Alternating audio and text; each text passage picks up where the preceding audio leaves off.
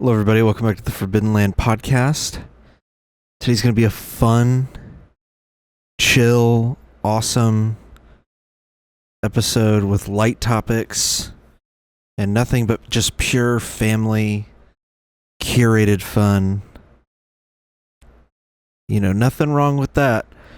Oh my gosh, is that a bomb from Iran? Oh my gosh. Oh.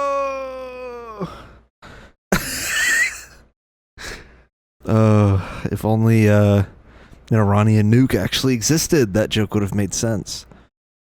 So that's obviously what we're talking about this week.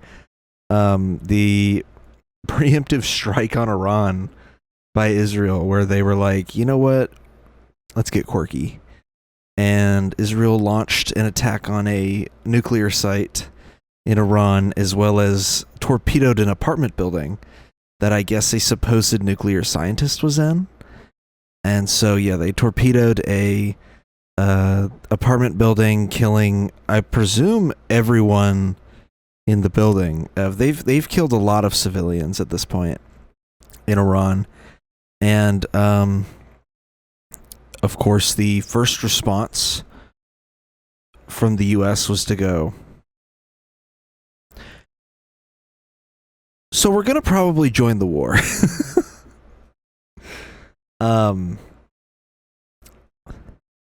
So here's the footage, I believe, of Iran being struck by a missile.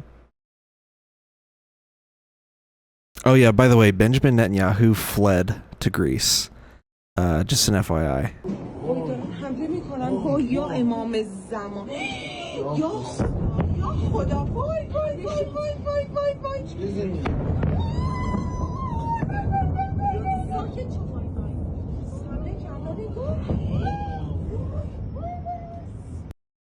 I got a ton of footage. So, Iran was struck by an Israeli missile. They were basically attacked. I mean, let's be real here. They were attacked. According to Israel, they were 5 seconds to midnight. This is like the 5,000th time they've claimed Iran has nukes. Here's a literal timeline of Israel claiming that Iran has nukes. They said in 1992 that Iran is 3 to 5 years away from nuclear capability. They then said in 1995, and I'm going to skip over some of these, 1995 that Iran is 3 to 5 years from nuclear capability. They then said that Iran's nuclear program in 2003 is a global threat. Then in the next year they said Iran is aggressively pursuing nuclear weapons. Then said Iran's nuclear ambitions must be stopped in 2005. In 2006 they said Iran could have a nuke soon. 2007, Iran racing to develop nuclear weapons. 2008, Iran's nuclear program nearing completion. 2009, Iran 1 to 2 years from nuclear capability. 2010, Iran could produce a bomb within a year. 2011, Iran is steadily moving towards nuclear weapons. So it's been 20 years at this point. Iran, months away, will complete enrichment by spring/summer of 2013. Skipping ahead, because the Iran nuclear deal took place. So, obviously, evil Jew-hating anti-Zionist Barack Obama prevented Israel from using their favorite talking point. In 2021, they said Iran is closer than ever to nuclear weapons. Keep in mind, by the way, they skipped over the parts of the Trump administration that the Iran nuclear deal didn't exist for. 2022, Iran weeks away from nuclear breakout. This is 30 years after the first statement. 2023, Iran advancing nuclear enrichment. 2024, Iran dangerously close to nuclear bomb, which, you know, I talked about. I talked about when they were attacking Iran back in 2024. I believe the episode was like war. The Republic is crumbling. And then I think there was another one about it too, where I list Iran in the title. Iran dangerously close to nuclear bomb. That was 2024. 2025. Iran days away from enriching uranium for a bomb. If you ask me at this point, Iran should have made a nuclear bomb. Just for self-preservation. At this point.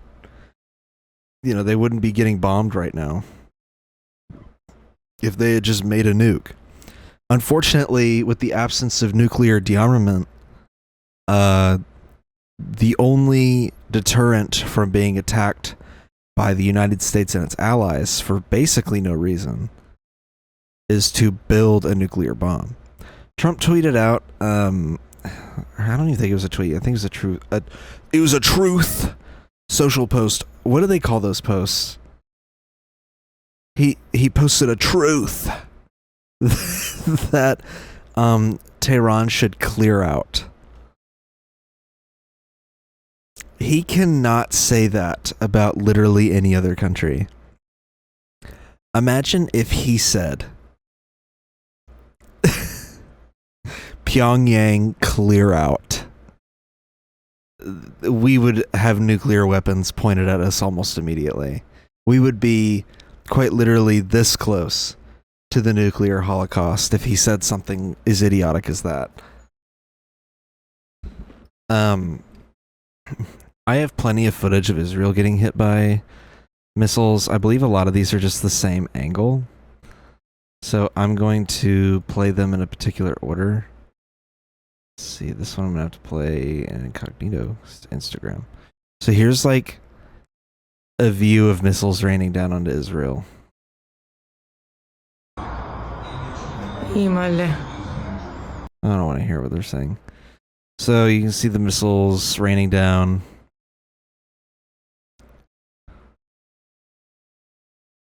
A lot of these hits are from the Iron Dome.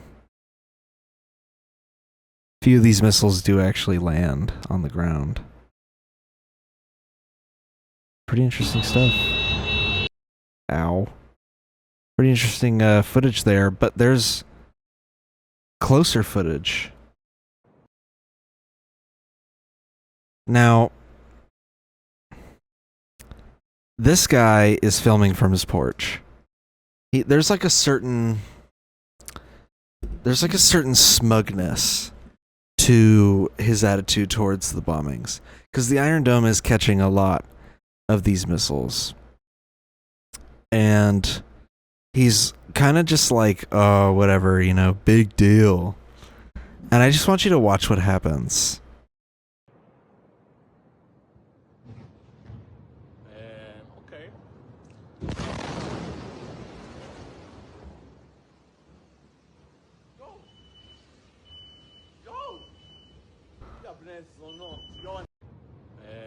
Okay. Okay. Here's another angle of that same missile strike, I believe. Yeah, I believe this is the same strike. I could obviously be wrong, but I know that all these clips come from Tel Aviv. So, you know, the Iron Dome fires off a few missiles to intercept. Pretty insane. Apparently it hit a military complex, which makes you start to question, why are there IDF military complexes inside of Tel Aviv, in the middle of civilian areas? Yo, this photo's crazy. This looks like a long, this looks like an open shutter exposure type of photo of all the missiles over Tel Aviv. This photo's crazy looking. Whoa. Look at that. What a photo, man. I gotta say, I've never really looked at a photo of Tel Aviv. I hate Israel, but that's a neat little city. If only Palestinians could live there. And could, like, have equal rights. And it not be a city that exists only in a Jewish ethno state. and instead a city that exists in a country where there's equal rights for all and everyone lives in harmony and peacefully.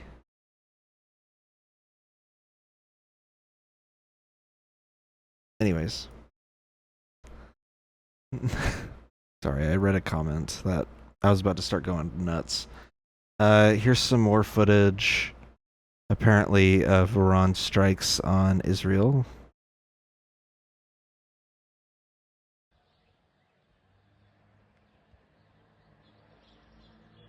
I think this is like a compilation of strikes.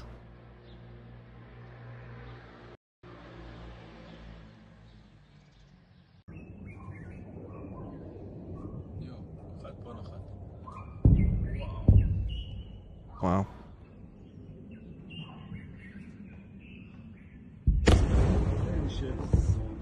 Eesh. Why does it look like that there? It's cloudy as shit. Is that just what the weather looks like there at the moment?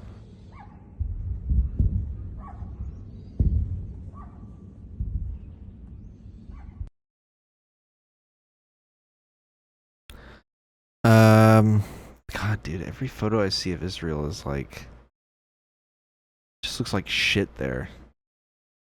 It's like the fact that they're there, like, just makes it a worse place to be in. Like the fact that right-wing racist Zionists live there just makes the environment look horrible. Here's this. Tel Aviv got hit, so I had to throw something on the grill. I'm just so tired. I'm so tired. We are only scratching the surface. This all I wrote all this stuff down when all of this started. So we're just getting started. If you've been out of the loop, there's about to be someone you're about to agree with that's in the stock, and you're going to be shocked that you agree with them. So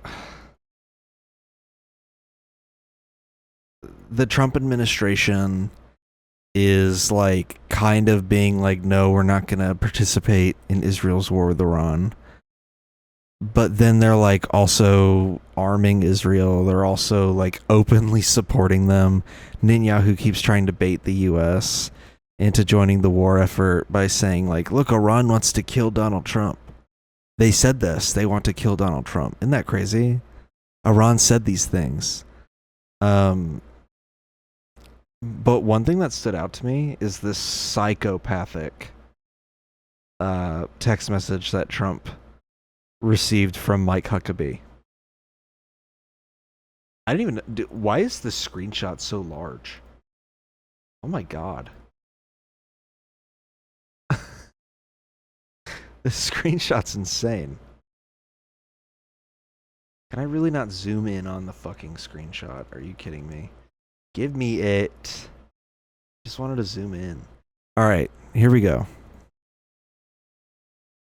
Mr. President, God spared you in Butler, Pennsylvania, to be the most consequential president in a century, maybe ever. The decisions on your shoulders, I would not want to be made by anyone else. You have many voices speaking to you, sir, but there is only one voice that matters. His voice. I just realized that he capitalizes sir. That's so pathetic. Sir in that sentence is referring to Donald Trump. I'm appointed servant in this land and am available for you, but I do not try to get in your presence often because I trust your instincts. No president in my lifetime has been in a position like yours, not since Truman in 1945. I don't reach out to persuade you, only to encourage you. The Truman line, by the way, seems to be heavily implied that he wants Trump to nuke Iran. And what a disaster that would be if he nuked Iran. Do you think a nuclear holocaust would break out if he dropped a nuclear bomb on Iran? mean, who are Iran's allies at this point? Only to encourage you. I believe you will hear from heaven, and that voice is far more important than mine or anyone else's. You sent me to Israel to be your eyes, ears, and voice, and to make sure our flag flies above our embassy. My job is to be the last one to leave. I will not abandon this post. Our flag will not come down. You did not seek this moment. This moment sought you. It is my honor to serve you, Mike Huckabee. What the fuck? Note that all this dude's job is to just sit in an embassy. He has probably one of the easiest jobs in the government right now, and it's to sit in the Israeli embassy and do nothing. Someone said, I love the idea that God chose to spare Trump and redirect the bullet to a random firefighter's neck. Yeah. I think it's really disgusting, the 1945 line. I think that really does imply that he wants Trump to nuke Iran.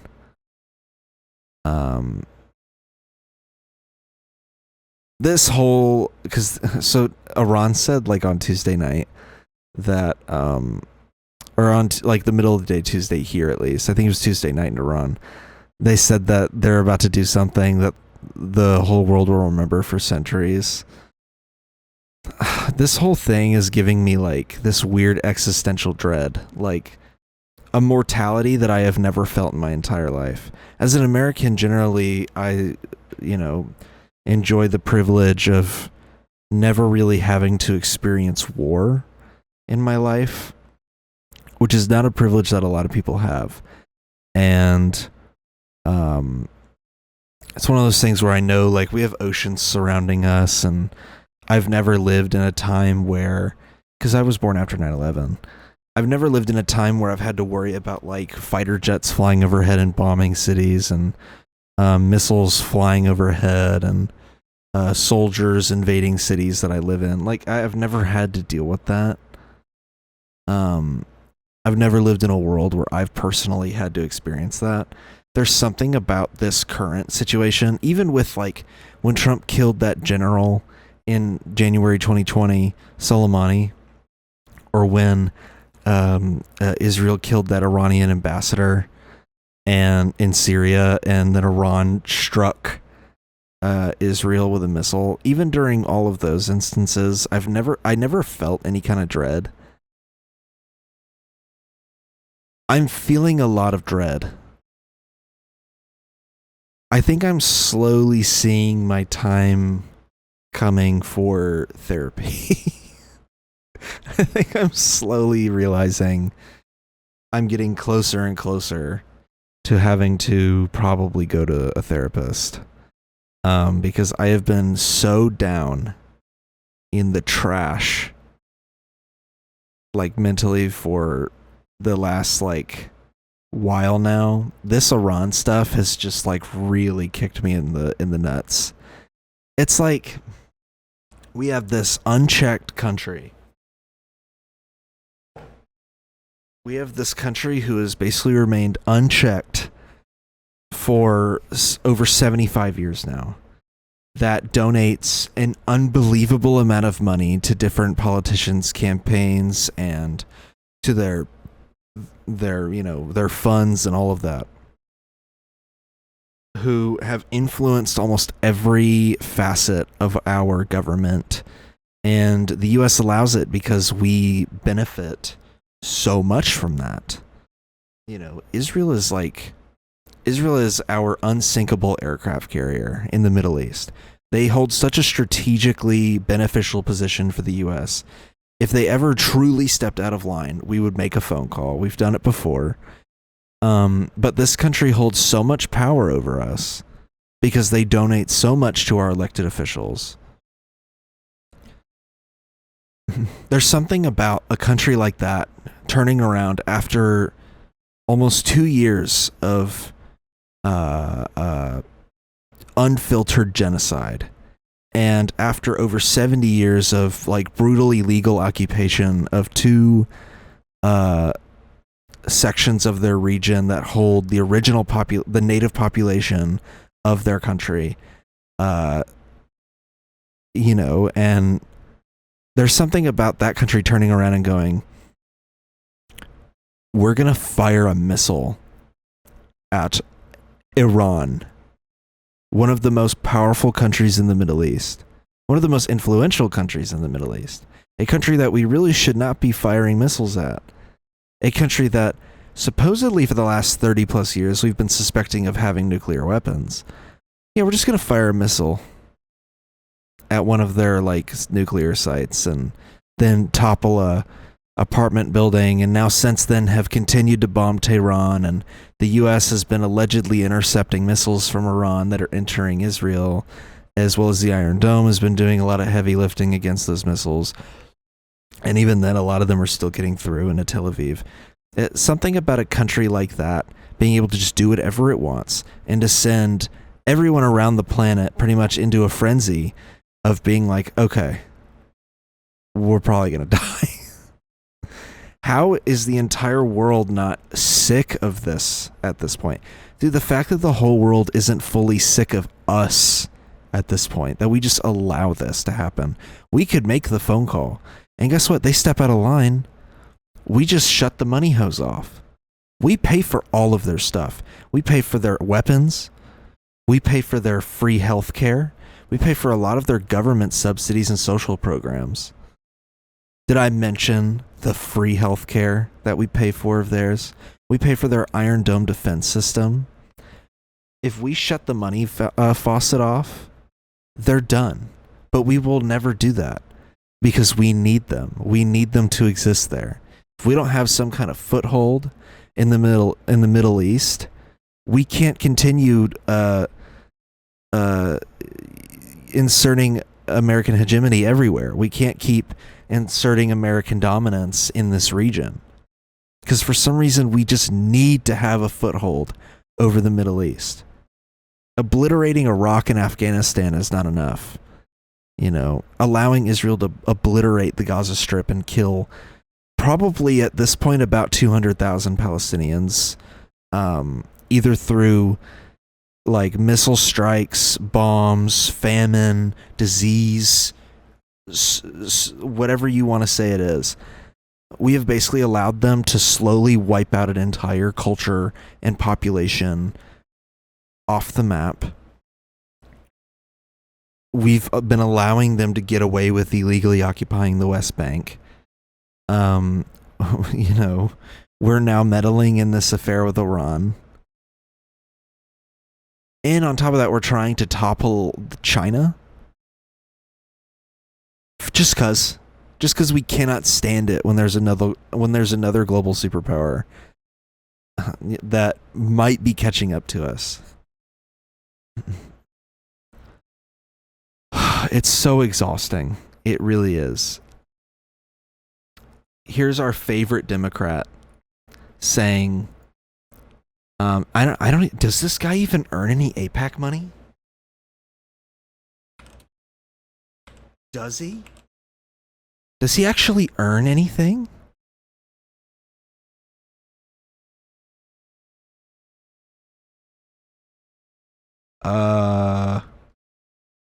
I don't know.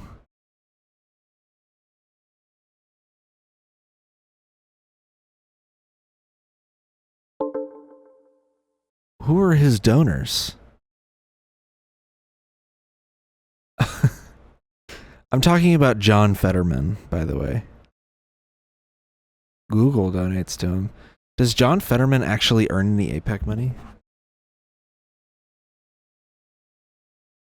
I need to know before I show this post, because this is crazy. He's on the Track AIPAC Twitter account. $247,000 from the Israel lobby. Look at that.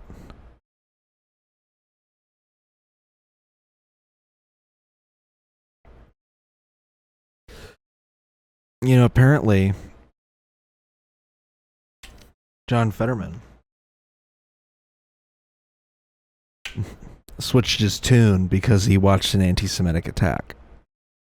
And now he unequivocally supports Israel to an extent that I haven't even seen conservatives support Israel. Like, he goes beyond what the most Zionist, like, congressperson in Congress does. Like, he's gone beyond that. He might take the crown for the most Zionist congressperson. I've never seen somebody so unabashedly support Israel. He apparently said, in regards to a bill that sets parameters on how much the U.S. can be involved with the Israeli-Iran war, he said, quote, "I really hope the president finally does bomb and destroy the Iranians." So, not only does John Fetterman think that, not only does he agree with the Republican President Donald Trump in his bloodthirsty conquest to bomb Iran, but he doesn't just say bomb and destroy Iran. So you can have some kind of plausible deniability. Oh, he's referring to the governmental regime over there. No, he wants to destroy the Iranians. He wants to take out the people. If anything, this statement really does read as a call to genocide, but that might be too much of a stretch. But I would not be shocked if he thought that we should genocide the Iranians, because there's nothing like a good old U.S. classic of genociding another population, as we've done many times. Many times.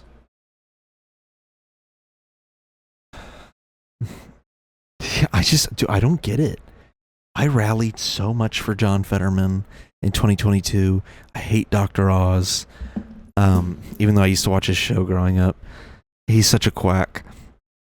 Dude, I rallied so much for John Fetterman. I thought, this is like, he's going to be part of our leftist coalition in the Senate. He's going to be so beneficial to the movement.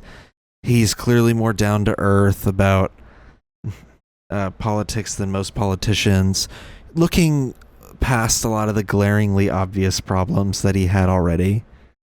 And then he gets into the Senate and just heel turns immediately. Why is he even still in the Democratic Party? I think he goes beyond on a lot of issues what even the most moderate Democrats think, which is what's so crazy to me. This dude is bloodthirsty. Is $200,000 from AIPAC really worth it, dog? Before I move on to this last clip, I want to show this TikTok. I sound like such a boomer, dude. I want to show this TikTok. Hope you're enjoying the episode. If you want to support us, you can go over to patreon.com/forbiddenlandpod. You can subscribe for $10 a month to get bonus content. Or you can subscribe for $1 or $3 a month if you just want to support us. There's also higher tiers if you want to support us even more, even harder. But you don't have to. So head on over to patreon.com/forbiddenlandpod. And for $10 a month, you can get the bonus episodes and even bonus content like the outtakes for this little segment. So thanks for supporting us and thanks for listening. Hey, you guys ever seen this TikTok before? Look at this TikTok. He's going to make me do the puzzle piece. So this TikTok is about AIPAC.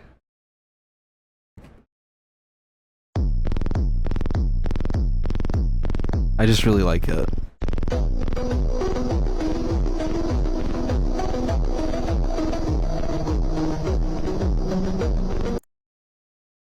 The reason why I like it is because it gave me such an awful, nauseating feeling of like, wow, there really are just a lot of people in Congress that earn money from AIPAC.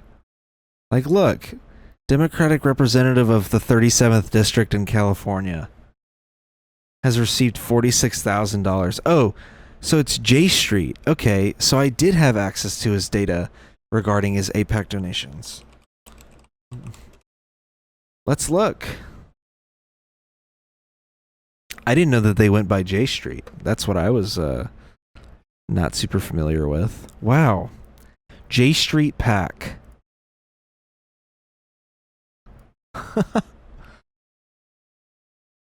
J Street is a nonprofit liberal Zionist advocacy and lobby group based in the U.S. Wow.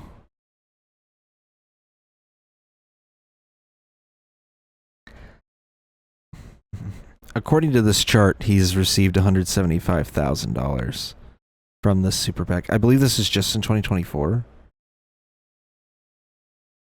No data found for 2022. So it's just okay. So in 2024, he received almost $200,000 from J Street PAC. I wonder where they got that 200,000 number from. I'm sure there's probably other people who have donated to him outside of whatever this website knows. That's crazy, dude. How much funding he's gotten. And this man ate the sauce for that Israel money. That's crazy. So this... Now, what would you do if a U.S. senator went on a particular news show? Calling it news is being generous. Went on a show, was interviewed by one of the top conservative pundits in the country, who used to have a primetime slot on a major news channel. And that U.S. senator in that interview says that he doesn't really know anything about Iran, thinks that the Iranian regime should be toppled, and then says that the U.S. actually has direct involvement in the Iranian-Israeli war, which is not open knowledge at this point, and the Trump administration has been denying this since the U.S.'s involvement came into question. Now, what if I told you the pundit that owns him in this interview is renowned white supremacist, former host of the primetime slot on Fox News, Tucker Carlson? That's right, folks. The worst person you know made a really good point for some reason. How many people live in Iran, by the way? I don't know the population. At all? No, I don't know the population. You don't know the population of the country you seek to topple? How many people live in Iran? 92 million. Okay. Yeah, How could you not know that? I don't sit around memorizing population tables. Well, it's kind of relevant because you're calling for the overthrow of the government. Why is it relevant whether it's, because, it's 90 million or 80 million or 100 million? Why is that relevant? Because if you don't know anything about the country... I didn't say I don't know anything about Okay, what's the ethnic mix of Iran? They are Persians and What percent? predominantly Shia. Okay, this is no, cute. it's not Okay. even... You don't know anything about Iran. So Okay, actually, I am not the Tucker Carlson expert on Iran. You're a senator who's calling for the overthrow of the government. You're the one who don't know anything about the country. No, you don't know anything about the country. You're the one who claims they're not trying to murder Donald Trump. This man just told Ted Cruz the population of Iran has seemingly implied he knows the cultural mix-up of Iran. And you could probably safely assume he knows a lot of other things about Iran. And this man just said he doesn't know anything about Iran because he's ambiguously questioning if Iran really said they want to kill Donald Trump. Come on, bro. Come on. Also, what a weird ass painting to have up in your office. I mean, it's very on brand for Tucker Carlson, I guess. You're the I'm one not saying that. who can't figure out if it was a saying good you idea to kill General Soleimani, and you said it was bad. You don't believe they're trying to murder Trump. Yes, I do. Because you're not calling for military strikes against them in retaliation. And if you really... I think it's a pretty reasonable thing to say that killing Soleimani was not a good idea.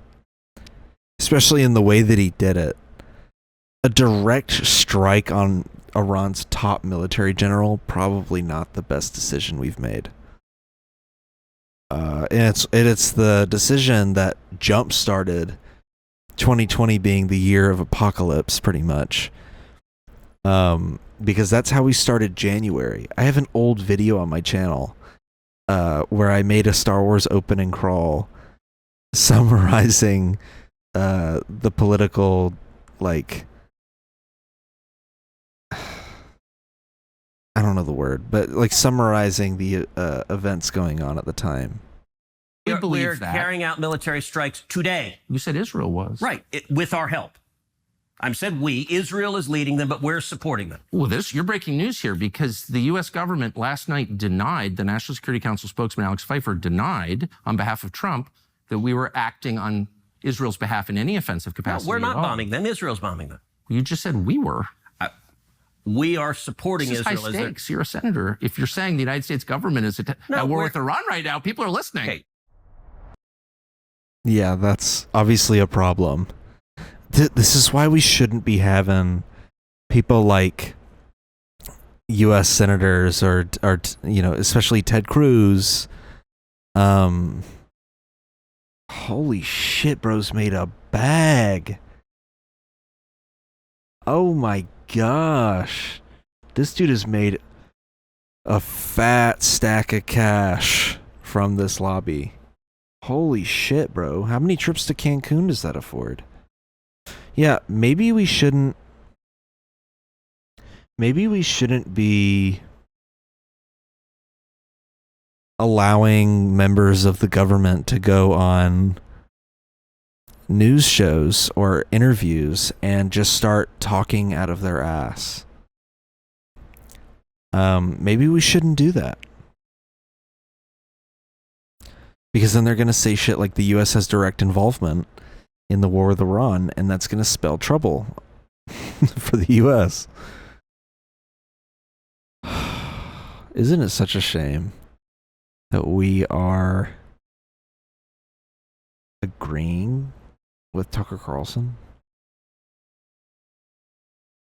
Is this the same I clip? live in Iran, by the way. It is the same I clip. don't know the population. At all? Hey, bro. Yeah, it's the same clip. Oh, man. A Israeli newspaper in 1984? Is that actually what that says?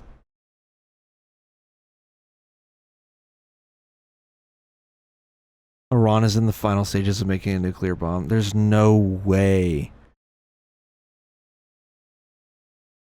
Also, this is an old-ass photo. 30 years on, still no sign of a bomb. Bro, it's been 40 years since that newspaper dropped, if that's a real newspaper. Wow. You know, the reason why Israel wanted to derail the new nuclear deal so bad is because if you get rid of Iran as their, like, sworn enemy in the Middle East, you really can just start to view Israel as, like, just a superpower over in the Middle East with no enemies. And so when they start bombing Syria and Lebanon and the West Bank and Gaza and Yemen and all these other places, fuck it, just start bombing the Sinai Peninsula as well at this point. When you see them do all this stuff, they can't really claim that they're defending themselves anymore or that they're trying to protect their sovereignty as a Jewish homeland. Because there's no big bad threat anymore. That is the whole reason why they continue to make Iran their big enemy. One thing I want to bring up that came to my mind recently was this movie, because now that Iran has been brought up again, and I think I've talked about this before, this insane movie called Not Without My Daughter. It's a movie with Alfred Molina and Sally Field, and this is so crazy. The movie is basically like Alfred Molina as an Iranian man and Sally Field as a white American woman, and they have a child together. And then, like, apparently he acts super normal when they're in America and everything. And then one day he goes, "Let's go visit Iran," and she goes, "I don't know, it sounds like a bad idea," with not really like any general reasoning for why it's a bad idea. And then they're like, "Oh, it's because of the way that they treat women over there." So then you go, okay. And then they go to Iran, and the husband just completely switches up and forces her to stay there.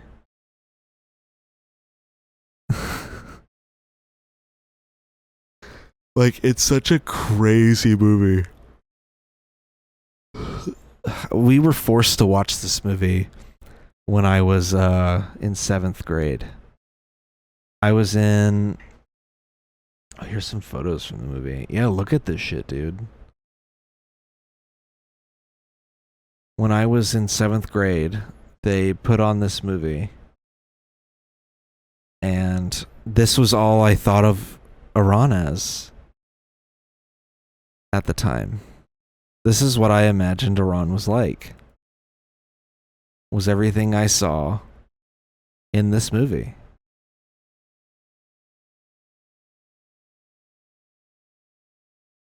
Just what a strange movie. And apparently it's based on a true story is what they claim. Sure. It just feels very gross. Let's look at the reviews. I wonder what other people say, because it's been at this point 11 years since I've seen this movie. Or no, 10. It's been 10 years since I saw this movie.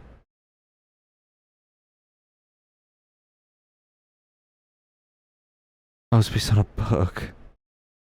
All the top reviews are like 7 out of 10. This movie's awesome. 1 out of 10 pessimistic and biased. It will not give you a realistic view of Iranians, but a pessimistic one based on Betty's version of the story. I've also heard her husband's interview, who tells the story in a different way, which seems more rational. The film lies. MGM has left a bad record by producing this film. I think MGM's fine. I don't think a lot of people remember this movie. I generally and sometimes in a different way agree with blah blah blah. 1, Tehran does not have sheep roaming its streets. It's a sprawling metropolis with smog clogged up its streets, and it hasn't had sheep since about 1890. Why the hell the filmmakers have chosen a street in rural occupied Palestine? Wait, what? And use this village to represent Tehran is beyond all reasonable cognition. They wanted people to think Iran is a backward country. They filmed this movie in Israel? Whoa, and also so based. This dude calling it occupied Palestine? Wow, he called it that in 2005. This dude on February 23rd in 2005 said this. Wow, that's awesome. This review's so good. In rural occupied Palestine. That's crazy. I didn't think that they filmed this in rural Israel. That's so wild. I'm just calling it Israel for simplicity's sake, by the way. That's so insane. I never noticed. Well, obviously I didn't notice that. I was like 12. I was 13 when I watched this movie. Oh my gosh. Oh, that's so fucked up. Wow. 2, Iranian women are stronger and empowered than in many other countries in the world. 3, why are almost all Iranians in this film brimming with animosity and anger? Iranians are warm, especially to foreigners. How come, looking at the credits, there's not a single Iranian in the main cast? All religious and political divisions of Iranians can be united by the racism and propaganda that this film portrays against them. Wow. You know what? What a review. October 2003, 7 out of 10. Islam can be hard on women. This is around the time we invaded Iraq too, so what a review. I mean, 1 out of 10, August 2001. Ooh, a month before 9/11. This review, bigoted, racist, inaccurate, and wrong. This is by far one of the most inaccurate and racist films I've ever seen in my life. It portrays the Iranian people in a cruel manner. Never will a woman be threatened with a machine gun for letting out a few strands of hair. Those of you who believe you are learning about Iranian culture by watching this film are totally mistaken. These types of movies do nothing but imprint biased images in the minds of many. It is true that the U.S. is the best country that one can live in, but there is no need to portray... Okay, I kind of disagree with this statement. Canada is probably a pretty decent country to live in compared to here. But there is no need to portray any country, and especially its people, in such a manner. All those involved should be ashamed of themselves for making such a movie. I love these stupid fucking reviews. I have seen this movie a few times, and in my opinion, I enjoyed it and didn't find it racist at all. Is she saying this about all Iranians? This is how all Iranians are? No. But the movie portrays it like every Iranian is like this.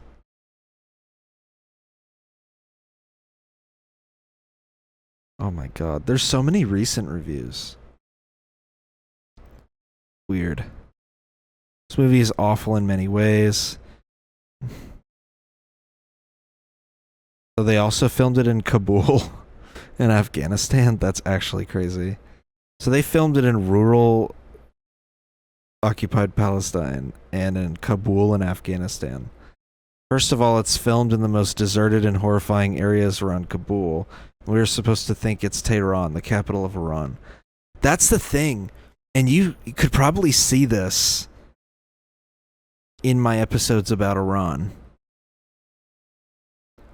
When I went to look up a thumbnail for my episode, I wanted a picture of Tehran. The thumbnail I used before that, I think, was a picture of Tel Aviv. If I'm not mistaken, let me look. And I was like, I want a photo of Tehran.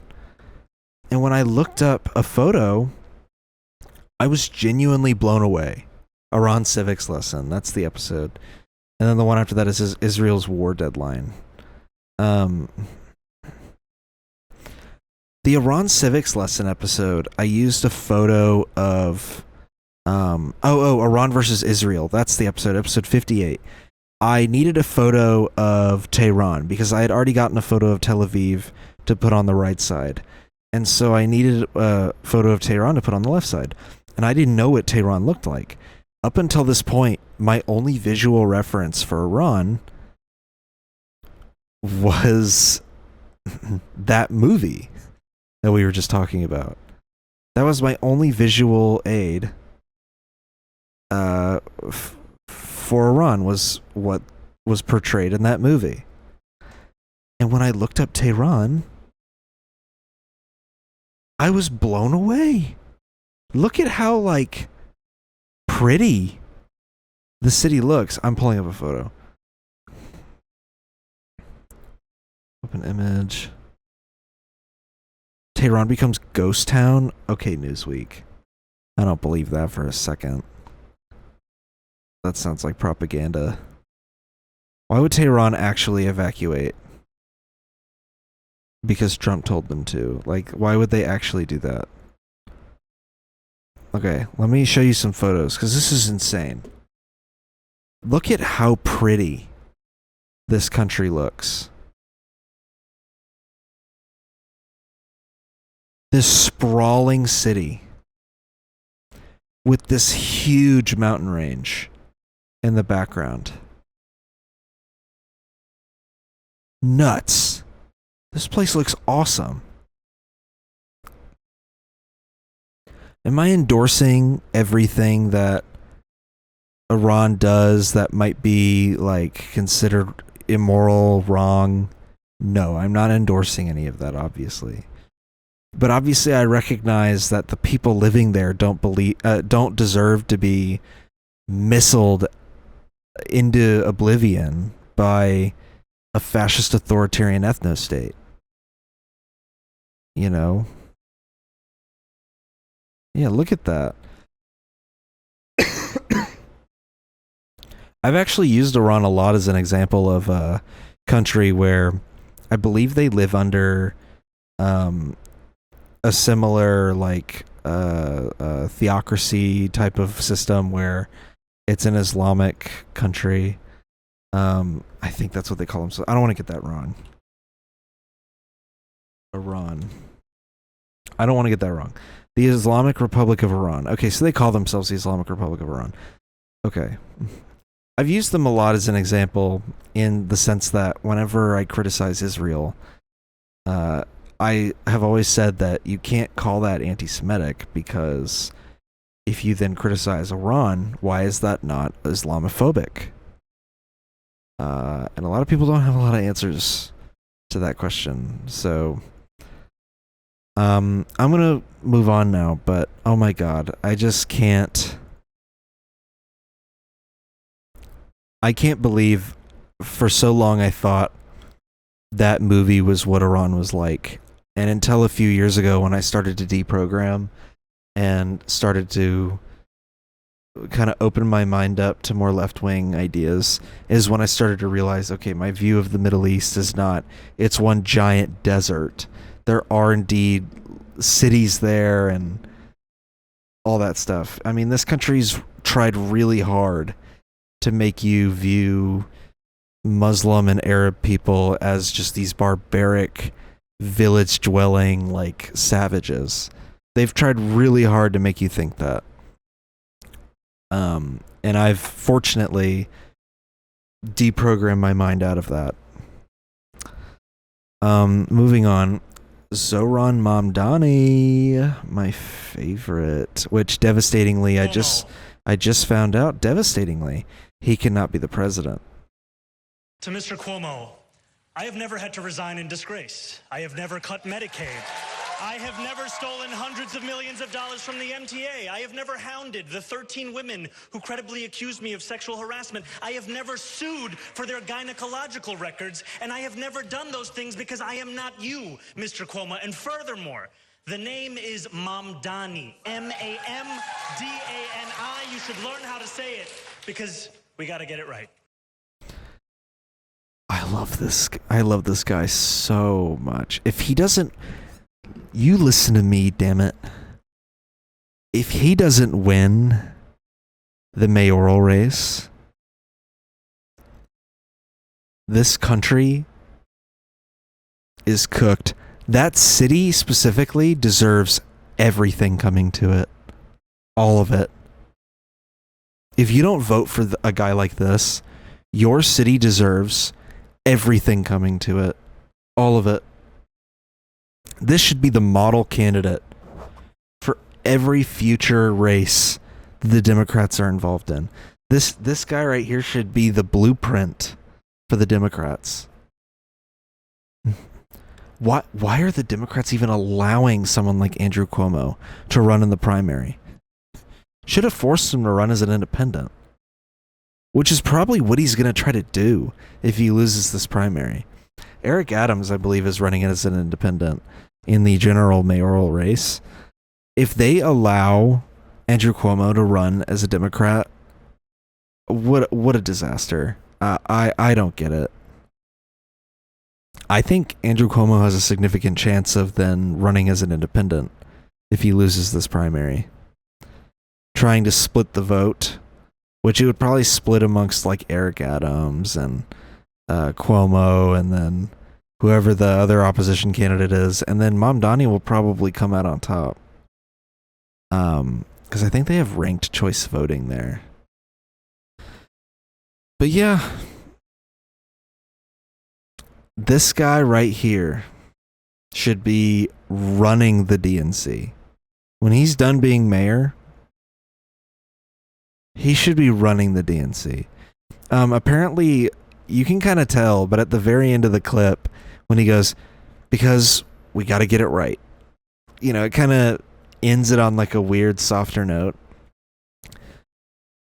I'm almost certain he was going to say, because I'm going to be your next mayor. And probably didn't say it because he didn't want to sound super cocky.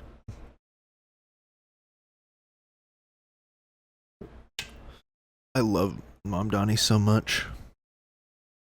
I hope he's the next mayor of New York City. I hope.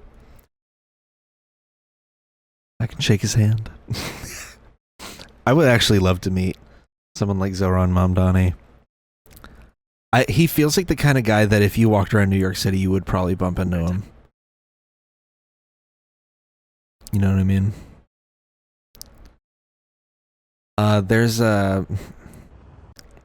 There was an anti-Zoran Mamdani rally. Here we go. Mr. Mamdani's name is Mr. Cardamom. Mr. Cardamom is a C-class rapper. To which this was the crowd. Let's get the huge crowd. I'm now going to call upon one of the first Incredible crowd. This ugly guy. If you're wondering, the cardamom thing is because apparently Zoran Mamdani was a rapper in New York. How crazy is that?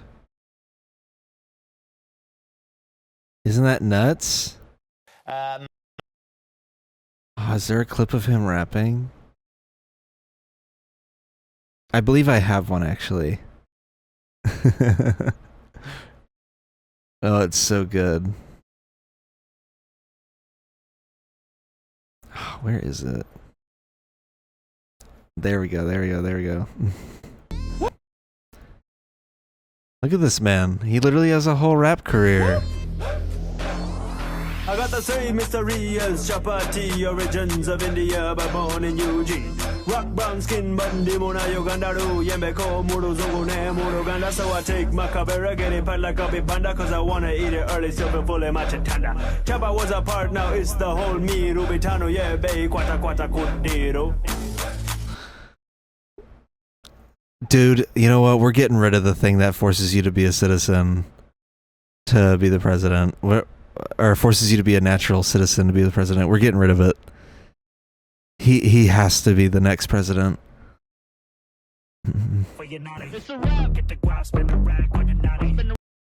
Yeah, we got to do it. We got to put him in the Oval Office. I'm sorry.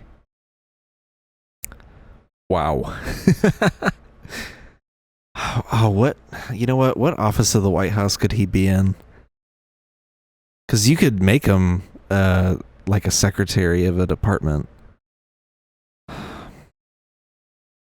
I guess transportation. He does run on free busing a lot. But the Secretary of Transportation always gets, like, shafted. I guess if he was the Secretary of Transportation, we'd probably have high-speed rail in, like, a couple years, you know? Alright, enough fun stuff. Let's move on to the... we had our little bit of fun talking about Zohran Mamdani. Talking about this crazy anti-Iran racist-ass movie. Now let's talk about serious, sad stuff. Like the senator from California, Alex Padilla, being removed from a Department of Homeland Security briefing about the ICE raids in California. As our law enforcement officers have been assaulted, they've been pelted with rocks and bricks. Their cars have been set on fire. Molotov cocktails have been used.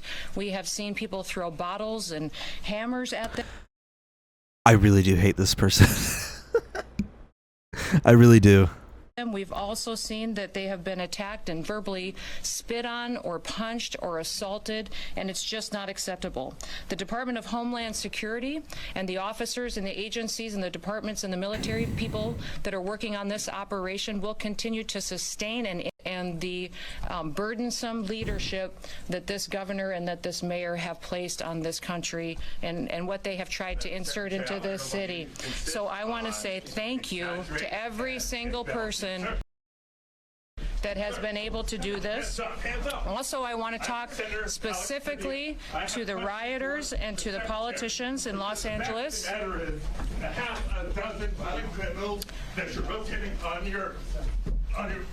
I also want to talk about specifically how many of our ICE agents have been doxxed for doing their duty, how they have been targeted, and how they're... Is that not insane, watching the senator from California get escorted out of... Not even escorted, like dragged out of the room by Homeland Security officers? This clip doesn't show him being, like, dragged to the ground, by the way. They handcuffed him. They tried to claim that they never detained him. That's a detainment, dog.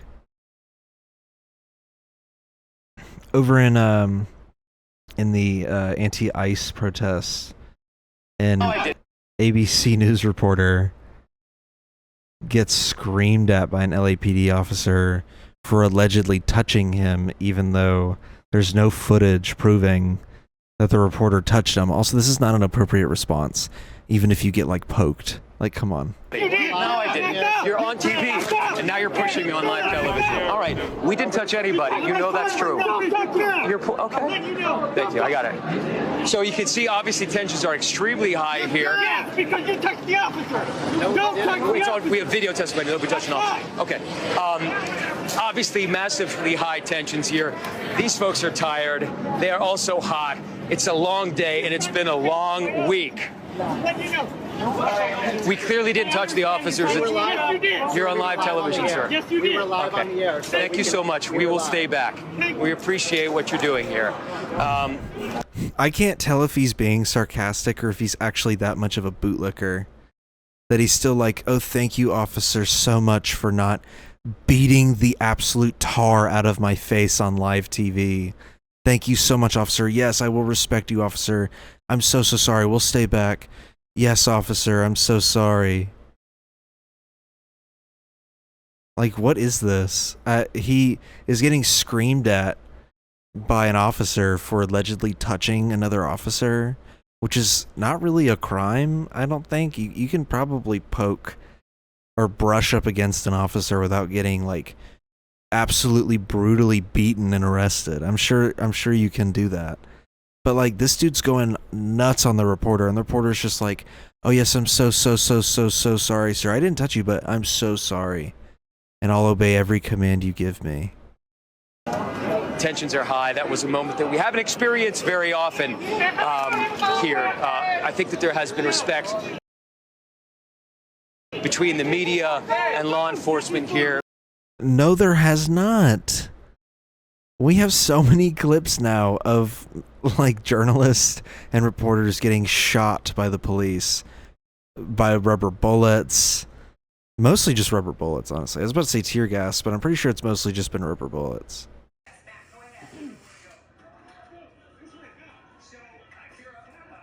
Yeah, look at this. Look at how they manhandle this guy. He's clearly a reporter. Oh my god, they're such little bitches. Look at the way that he runs up to this. He, like, grabs him, hides behind him, points at the guy.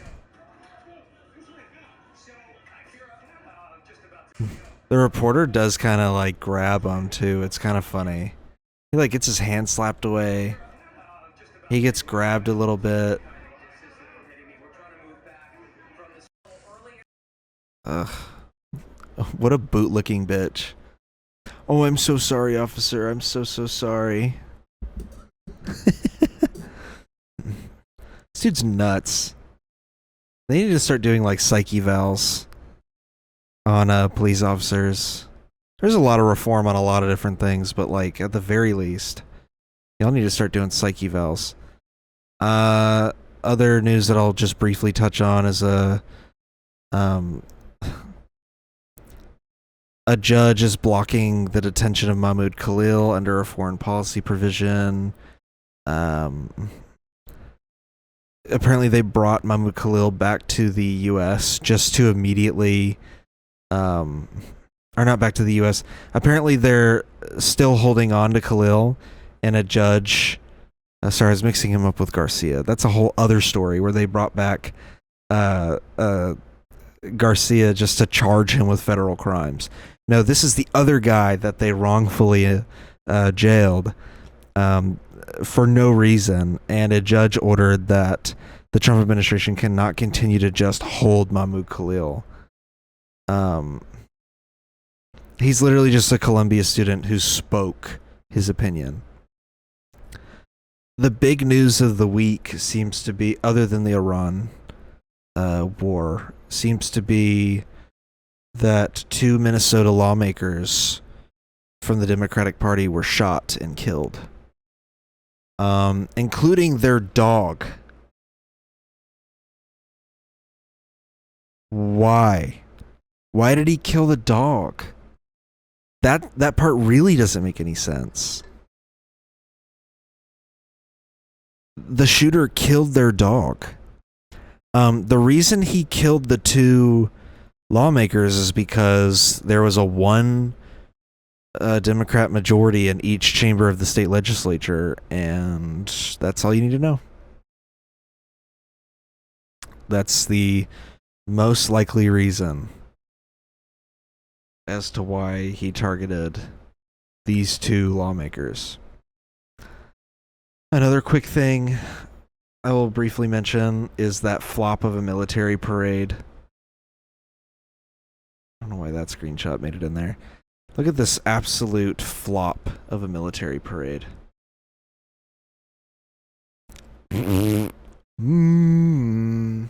Absolute L. There ain't nobody there.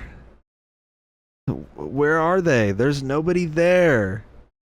It's all empty, dude. There should be like people lined up packing the sides of these barricades. There's no one there. L. Another Trump L. His absolute flop of a military parade. Okay. One last thing. And it's fun. I got a Costco membership. I bought a Costco membership. There's a lot of bulk stuff that I want from there. A lot of like gym related stuff like protein shake packs and all that. While I talk, I'm going to apply this nose strip so I can breathe. That's something I've been trying recently. I have a deviated septum now, so that's what I've been doing recently.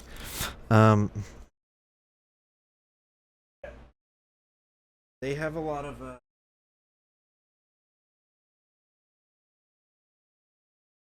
of like bulk packs of like protein shakes, and I can also go there and get like chicken and all this stuff. I do be working out. I do be needing protein. So we finally decided to go this past Saturday. And I was like, hey, you know, I kept making jokes about like a chicken bake. While we were over there, I was like, you know, I don't really want a chicken bake because I just had breakfast at that point. I was like, you know, why don't I get the double chunk chocolate cookie? Or the double chocolate chunk cookie, I think is what it's actually called. A double chunk chocolate cookie! You know, we're Costco guys. And then they eat the big ass cookie. Well, I never really knew how big those cookies were. I also got a frozen mocha. It's like a frozen cold brew mocha type of drink. Look. When they give you the cookie, it's this thick cookie, like super thick, and it's huge. And it's super warm. Like clearly just came out of some kind of oven. I can actually breathe. Oh my God. I've been having breathing issues through my nose for so long now.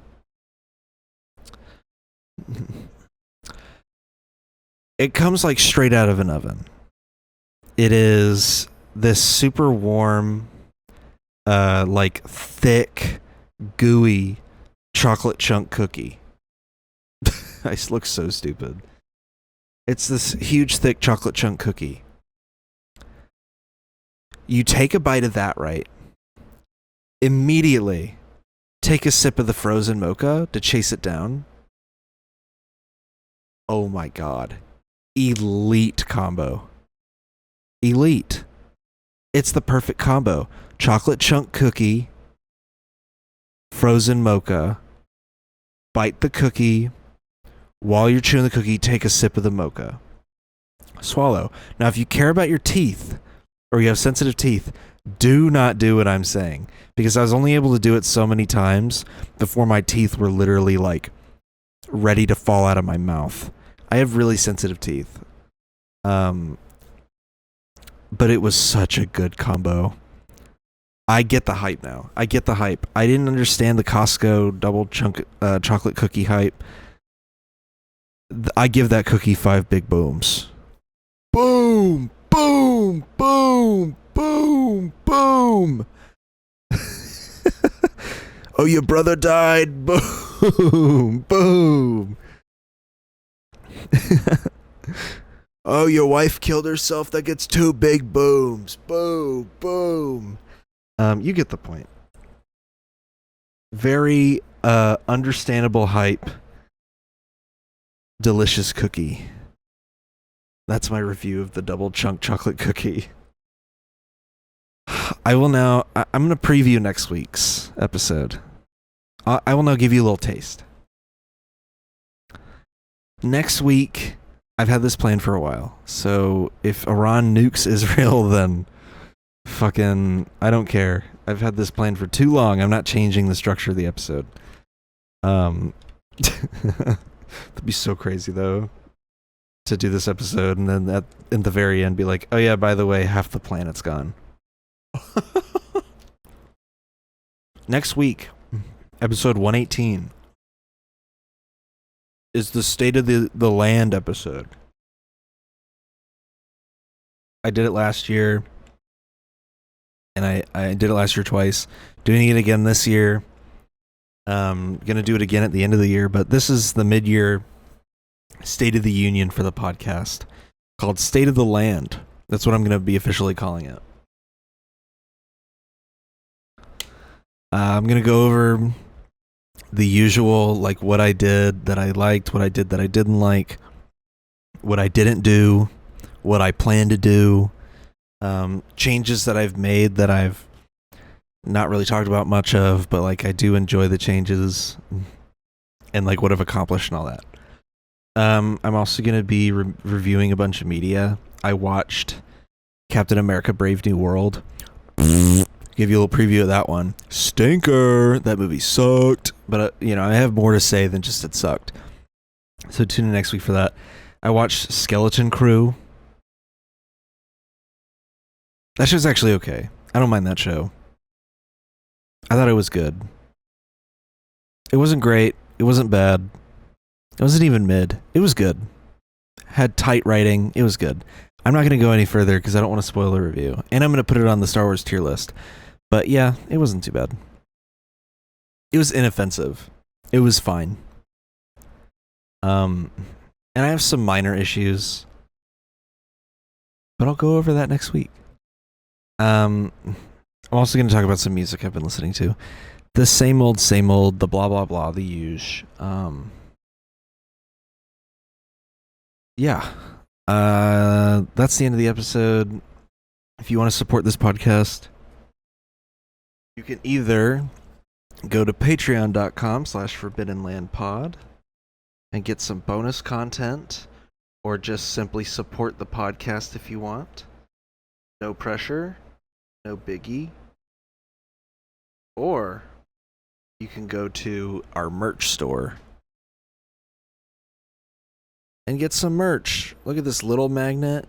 Look at this big magnet.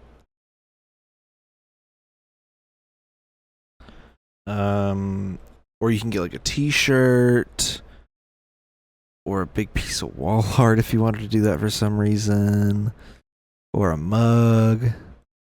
Whatever you want to do, dude. I'm not gonna fucking tell you what to do. Damn!